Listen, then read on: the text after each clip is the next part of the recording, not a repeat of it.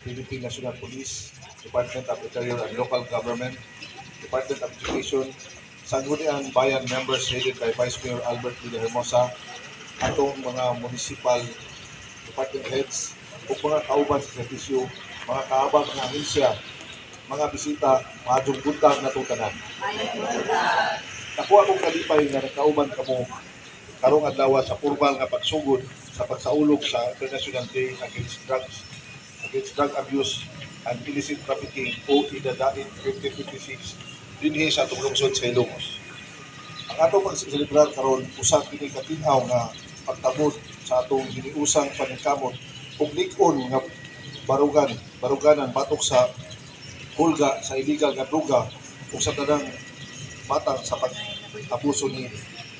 Nagpakita usab kini nga ang atong hiniusang responsibilidad sa pagpalapad sa atong katawhan, pinabi na jud sa atong kabataan, ang atong pag-asa batok sa mga influensya nga nakaguba sa kinabuhi, nakapaluya sa pamilya ug nakababag sa kalabuan sa atong komunidad.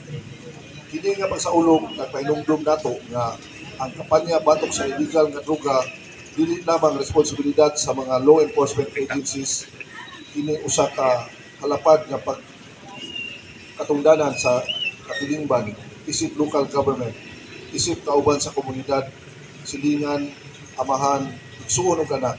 In short, ang laban kontra sa illegal na droga, laban natong tanan.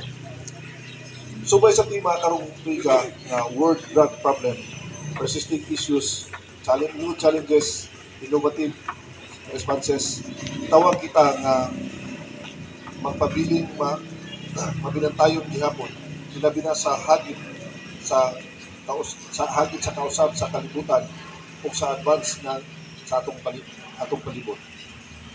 Isip inyong mayor, akong gidayag pag-usab og lig-on nga walay pagduha-duha nga suporta sa local government unit sa Ilongos sa tanang legal nga mahinungdanong inisyatibo nga nagpalambo sa usa ka komunidad nga walay illegal nga droga malinawon og lig-on.